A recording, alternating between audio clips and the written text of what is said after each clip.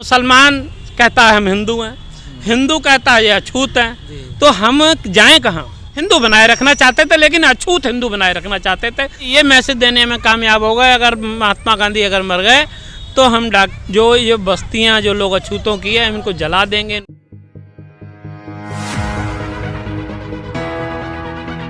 बाबा साहब doctor Ambedkar round table conference में सबसे पहले ही उनका ये वाक्य था कि जिस देश में मैं खड़ा हूँ और जिस समाज का मैं प्रतिनिधित्व करता हूँ, जिस समाज का मैं प्रतिनिधित्व कर रहा हूँ, उसकी जो आबादी है वो आपके इंग्लैंड के बराबर है। मतलब इंग्लैंड की जितनी जनसंख्या है उतने चौथाई जो आबादी भारत की थी, लगभग 6 करोड़ 6.5 करोड़, वो उस समय अछूत समाज की थी।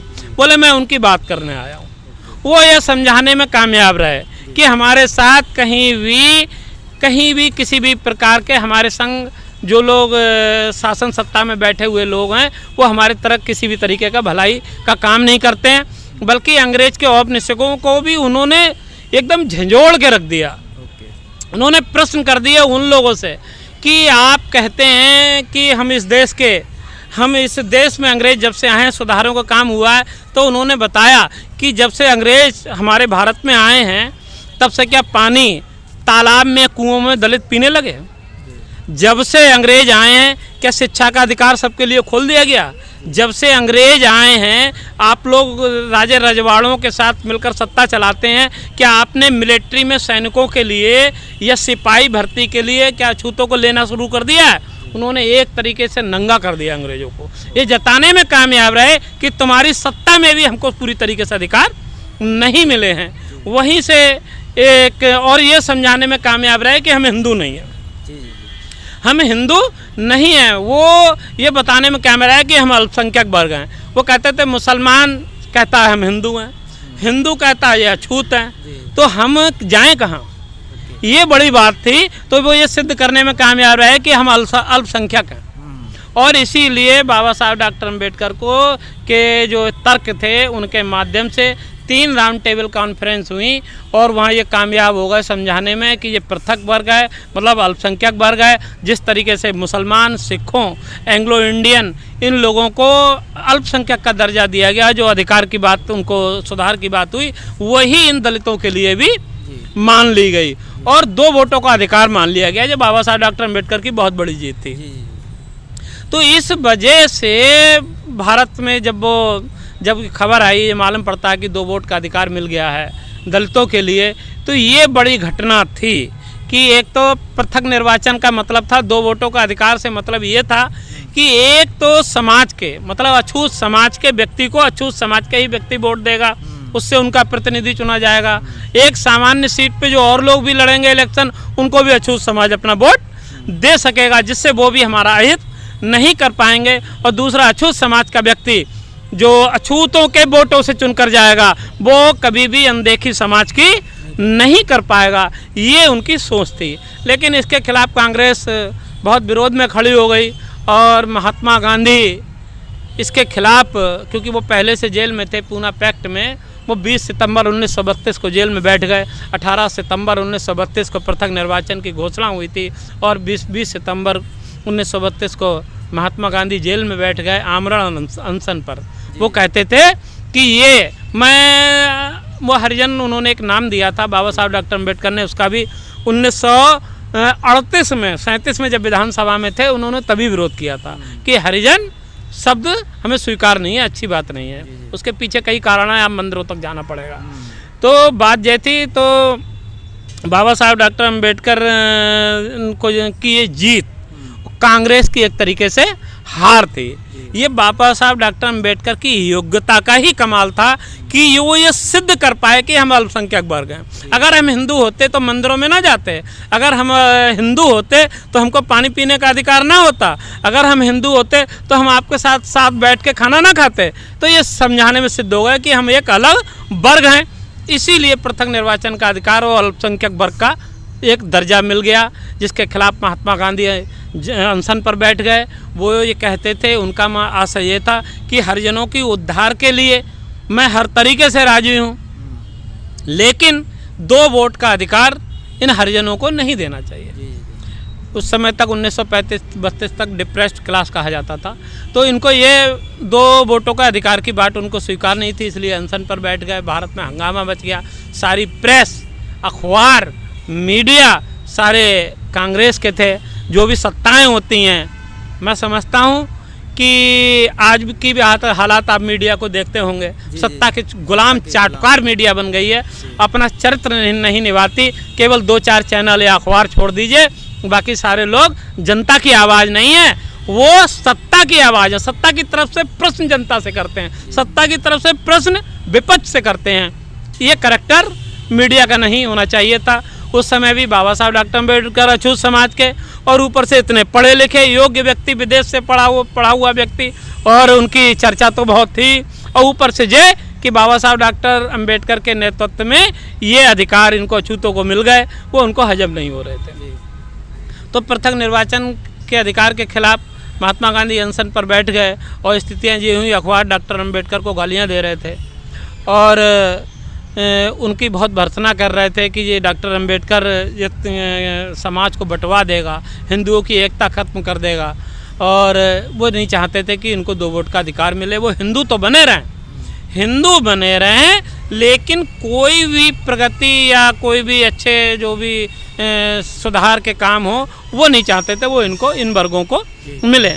हिंदू बनाए रखना चाहते थे, लेकिन अछूत हिंदू बनाए रखना चाहते थे, सामान्य या वर्ग के बराबर में अपने हिंदू बनाए रखना नहीं चाहते थे। यही सोच रही होगी, इसीलिए महात्मा गांधी अनशन पर बैठे। और स्थितियाँ ये हुई, बाबा साहब डॉक्टर अम्बेडकर को धमकियाँ मिलने लगी, अखबार उनको गालियाँ दिया करते थे।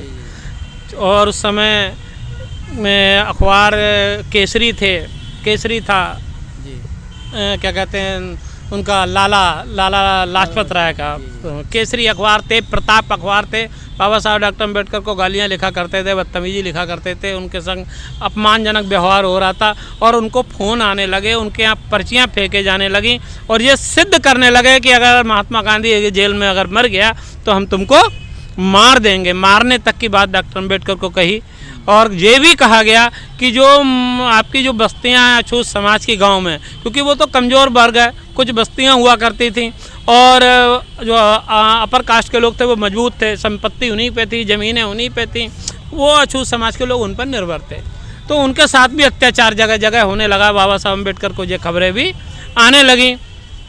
ये वो लोग ये मैसेज देने में कामयाब हो गए, अगर महात्मा गांधी अगर मर गए तो हम जो ये बस्तियां जो लोग अछूतों की है इनको जला देंगे, इनको मार देंगे, कत्लेआम हो जाएगा। डॉक्टर अम्बेडकर बहुत असमंजस में थे। एक तरफ समाज देख रहे थे कि इतना मुश्किल है, जैसे तैसे मैं अधिकार दिला के लाया हूँ, और ऐसी मुश्किल में फंसे हुए थे कि कुछ कह नहीं सकते। वो बहुत मुश्किल में थे कि कैसे मैं अपने अधिकार छोड़ूं समाज की बेहतरी के लिए या महात्मा गांधी की जान को। लेकिन गांधी जी बड़े हठी थे, और वो जब तक अनशन पर बैठ जाया करते थे। सबसे बड़ी बात थी समाज उनका सारी तरफ से जो भी मजबूत संसाधन थे वो उनके साथ थे। इसलिए आखिर में 24 सितंबर 1932 को शायद जो वहाँ पर जो फैसला हुआ, जो पूना पैक्ट कहलाया, पूना समझौता कहलाया, आखिर डॉक्टर अम्बेडकर को 2 वोटों के अधिकार की मांग को छोड़ना पड़ा।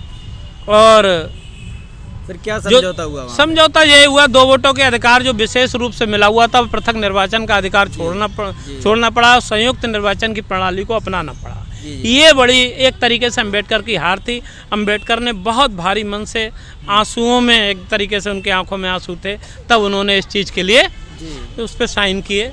और गांधी ने दस्तखत भी नहीं किए, गांधी की तरफ से कई और लोग थे, 5 लोग थे, शायद पंत थे और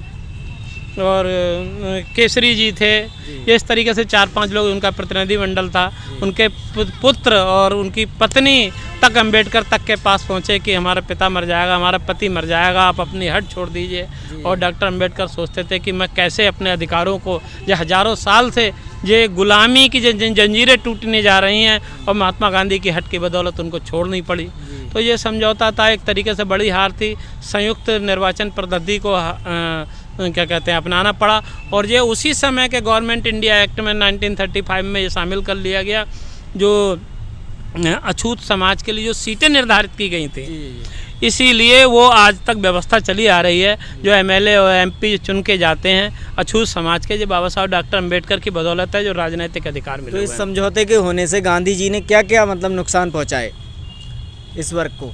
नहीं, सबसे बड़ा नुकसान था कि पृथक निर्वाचन अधिकार छीन लिया गया है। और क्योंकि अब जो पृथक निर्वाचन अधिकार होता तो हमारे शहर होते, वो अपनी बात कह पाते थे। आज संविधान में संशोधन हुए जा रहे हैं, कई तरीके की जातियां होती हैं, समाज पर प्रश्न नहीं करते सांसद और विधायक। बाबा साहब अम्बेडकर ने तो इनकी व्यवस्था इसलिए की थी कि ये संसद और विधानसभा में जाएंगे, इनके समाज के साथ कहीं अत्याचार होगा तो अपनी बात कहेंगे सत्ता के सामने।